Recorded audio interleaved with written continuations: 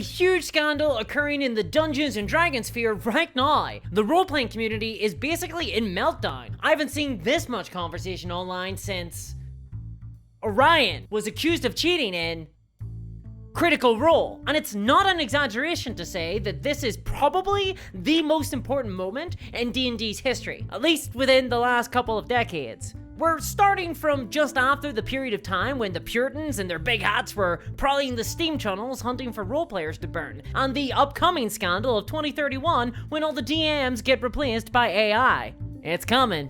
I'm talking, of course, about OneD&D, the new edition of Dungeons & Dragons that is designed to go digital. The one that is being built alongside a virtual tabletop so that Wizards of the Coast, the owners of Dungeons & Dragons, can design it to rinse as much money out of players as possible. Wait, that doesn't sound fun.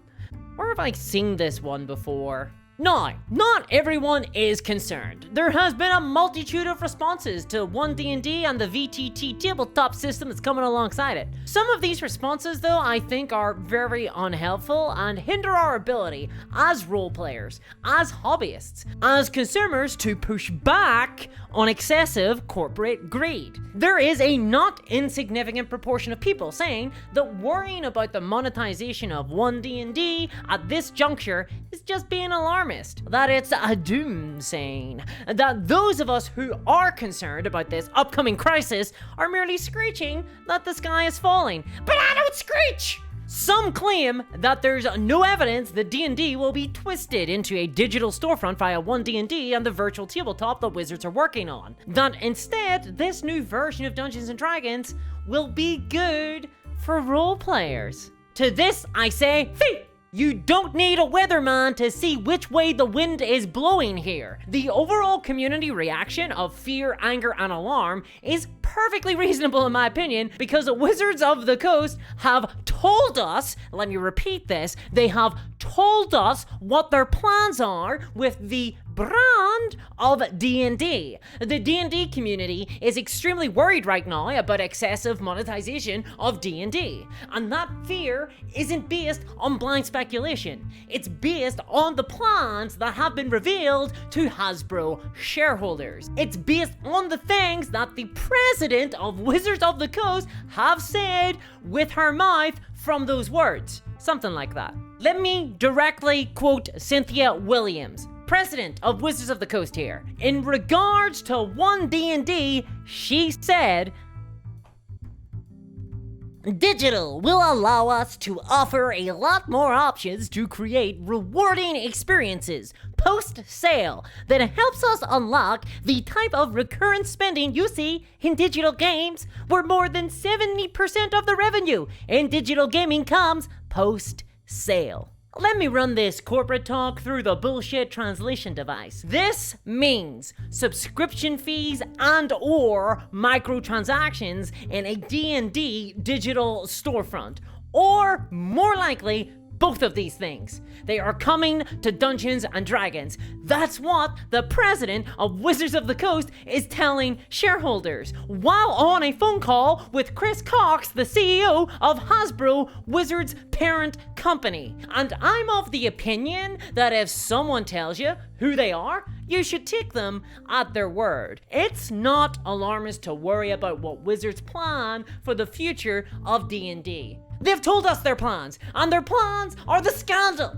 We know what this recurrent spending looks like. It will be like any other modern video game digital storefront. This isn't an assumption.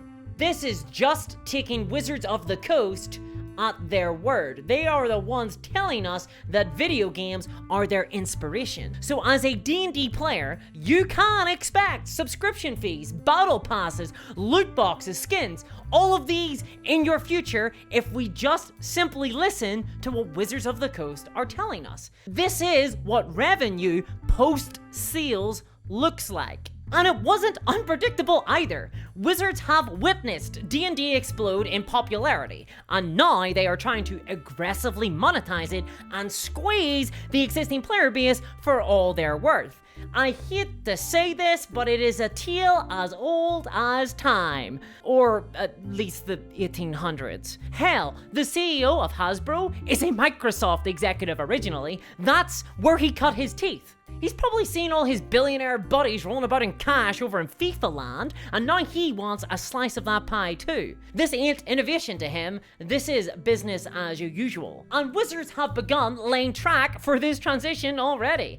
Just recently, they let us know that they are changing the D&D open game license to no longer cover third-party virtual tabletop services like Foundry, VTT, because they don't want those third parties competing with their own virtual tabletop service in the future. Places like Roll20 will have to engage in a contract negotiation with Dungeons & Dragons owners if they want to have Dungeons & Dragons on their virtual tabletop. I don't think that Wizards are going to have as great a terms for them once they have a competitor in the market. Wizards are also hiring more staff to work on their digital offerings. 350 more people very recently. They're creating a D&D companion app for phones right now. They want digital services to be integrated with both virtual games and in-person games at your table. And Hasbro Wizards will inevitably make these integral to the game. Likely everyone will be using these tools in 5 years' time,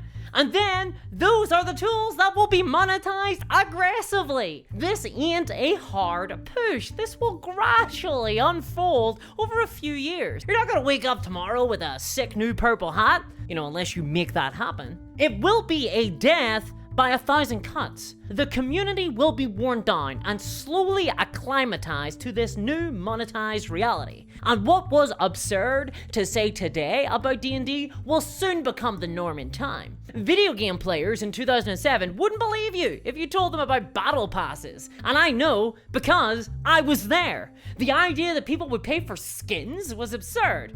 Horse armor. And yet, loot boxes, season passes, weapon skins, cosmetic battle passes, and more are inextricably linked to video games in the modern era. Hell, we pay extra for blood DLC these days. Video games, to me, are a lost cause. But D&D, role-playing games, war games, there's still everything to play for there. Which is why I've set up a YouTube channel dedicated to covering more RPG content. It's called Dungeons & Discourse, clever little pun, where you'll get more awesome content like this covering the business side of TTRPGs and also gameplay stuff like DM advice. You'll get at least one video a week, so go on over there right now and be one of the first subscribers to the channel. You'll have something to brag about to the grandkids about, if they haven't been replaced by AI in the future too. Plus, I got a video up over there right now talking about potentially one of the biggest mistakes that Wizards of the Coast have ever made and how I could blow up on them at any moment. Seriously, I think they're about to step on a landmine and they don't even know it. And that landmine could take D&D with it. But hey, I'm not a fatalist. I think that as a community we have a lot of power, but the question is whether we'll use that or not. And that's why this is the most important moment in both D&D and tabletop role-playing history. Because make no mistake, if this works for Hasbro Wizards, then it'll be Vampire the Masquerade, Call of Cthulhu, Pathfinder, Powered by the Apocalypse, the next generation of games and gamers who will all be next to potentially experience this radical shift. So if you're worried about excessive monetization of D&D and of other TTRPGs in the future, then now is the time to let your voice be known. So please do join me on my dedicated role-playing game channel, Dungeons & Discourse, and I'll see you there. And there's a link to that channel or a video in that channel here, maybe, hopefully. And there's a link to that channel in the description below. And as always, a huge thanks to my patrons, especially Sonic Bread and Games Workshop. What are you doing here? And I'll catch y'all next time. Bye-bye!